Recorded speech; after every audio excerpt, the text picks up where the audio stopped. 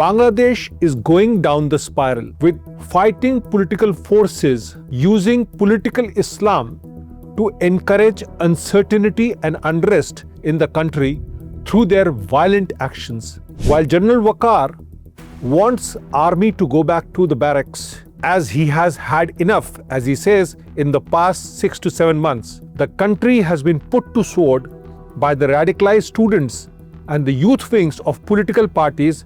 The vendetta demanded by political parties and the ministers of the interim government clearly reveals a radical plan to target India, as Sheikh Hasina has sought shelter in Delhi. The Pakistani deep state is active in the present chaos of Bangladesh, with terror groups like Lashkar-e-Taiba and Jaish-e-Mohammed breeding in the Rohingya camps.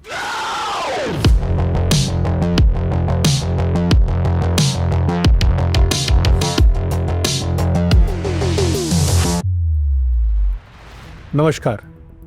Bangladesh Army Chief General Waqar-uz-Zaman on February 25th revealed the political rot and anarchy within the neighboring country when he warned the vociferous Islamist forces to stand down, or else Republic's freedom would be put at stake.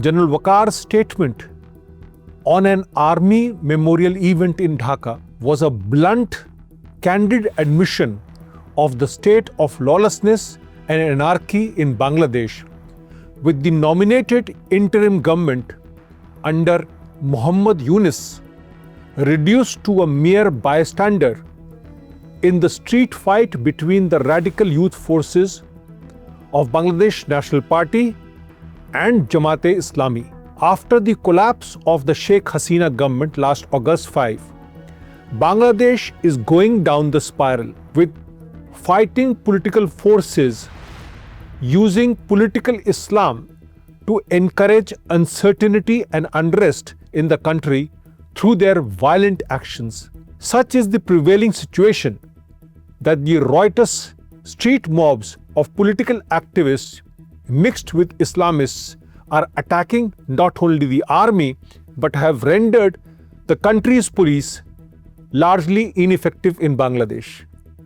The law and order situation, according to the Rapid Action Battalion Director, could worsen in the forthcoming Ramzan festival month, with BNP Acting Chairman Tariq Rahman calling for early elections to restore stability in the country. While General Waqar wants army to go back to the barracks, as he has had enough, as he says, in the past 6 to 7 months, the country has been put to sword by the radicalized students and the youth wings of political parties, apart from criminal elements at large. The attack on Bangladesh Air Force Base in Cox's Bazar by unidentified miscreants shows that the country is on a precipice and unable to control or book those indulging in wanton violence. The state of continued unrest has hit the Bangladesh economy with double-digit inflation, weak taka currency, and a hit on the manufacturing and the garment sector. To curb inflation, Bangladesh Bank raised the policy or the repo rate to 10%, causing bank loan interest to climb up to as high as 15%. Small, medium, and large businesses reliant on bank loans have been hit the hardest. Reduced liquidity will push bank rates higher, and this would in turn hinder investments and job creation. Industrial production has fallen to 25 from 40%. Trade remains stagnant. Negative trends are being observed in employment and investment. Manufacturing units all over Bangladesh are facing labor unrest due to political unrest, vandalism, and arson, with demands for wage increases being the bottom line. Dollar volatility continues to persist, with food inflation as high as 14%. This is not all. Bangladesh Bank Governor has warned that the non-performing loans could nearly double within 6 months. The assessment is that the non-performing loans could reach as high as 30% in the coming months from the current rate of 12.5%. The mainstay of Bangladesh, the apparel sector, plagued by labor unrest and high interest rates, is showing negative export growth. There is nearly 50% increase in production costs, while foreign buyers have reduced their prices for Bangladesh export clothing. Nearly 100 garment factories have been closed in the past 6 months, leaving more than 50,000 workers unemployed, with rapidly deteriorating internal security situation, further eroding the buyers' confidence. Amid the recent rise of violent incidents across the country, students from various educational institutions staged human chains, protests, and road blockades in Dhaka and all over the country.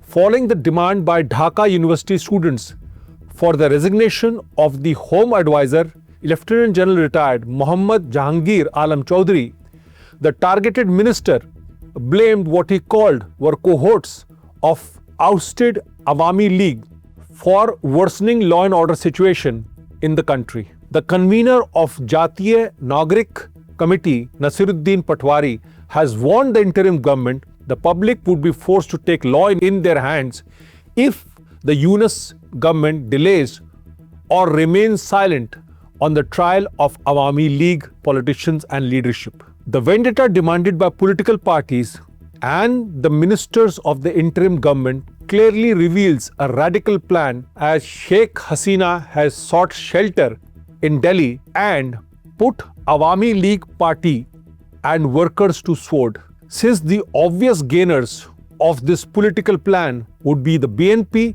the Jamaat-e-Islami, terror groups like Huji, Jamaatul Mujahideen Bangladesh, Islamic Chhatra Shibir, and forces adversarial to India. No marks for guessing the anti-India forces, as Pakistan has been thirsting for revenge since the loss of East Pakistan in 1971.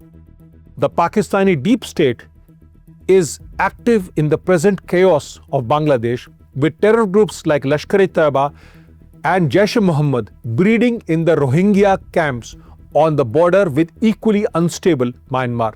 Rather than blaming India for harboring Sheikh Hasina or the US for political interference and all the present ills of Bangladesh, it is the weak Yunus government that has still not been able to stem the political rot, with even the army and the security forces afraid to enforce the rule of law. If the current situation is not arrested, then it would have serious security ramifications for India and for the world, as the specter of Islamic terrorism looms in the backdrop of this political crisis and the current power vacuum. Instead of warning the public about the collapsing state of Bangladesh, General Waqar would be best serving the country by asking Muhammad Yunus to hold early general elections so that public gets to choose its leaders from the mainstream political parties, be it BNP or Awami League. The present flux, highlighted by human rights violations of minorities and political opponents at the hands of religiously radicalized youth and their handlers both within and outside the country, can only be controlled through free and fair democratic elections. India, on its part, has no interest in dabbling with Bangladesh elections apart from its legitimate security concerns over increased activity of Pakistan and its all-weather friend China in Dhaka. Similarly, the US, under the leadership of Donald Trump, is a votary of Bangladesh citizens excising their franchise, apart from ensuring that China and its allies do not get any traction in the country that is at the heart of the Indo-Pacific. External Affairs Minister S. Jaishankar hit the nail on its head when he said that it was for Bangladesh interim government to decide what kind of relationship it wants with India, rather than blaming New Delhi for all its ills and evils. They have their politics. We can agree, we can disagree. But at the end of the day, we are a neighbor. They have to make up their mind what kind of relationship they walked with us. The ball lies squarely in the court of Yunus and General Zaman, as it is their mandate to restore law and order and stability in Bangladesh. The time for make or break of Bangladesh has come. It will be good for Professor Yunus to revisit the Arab Spring in 2010 and see its failed outcome. Namaskar.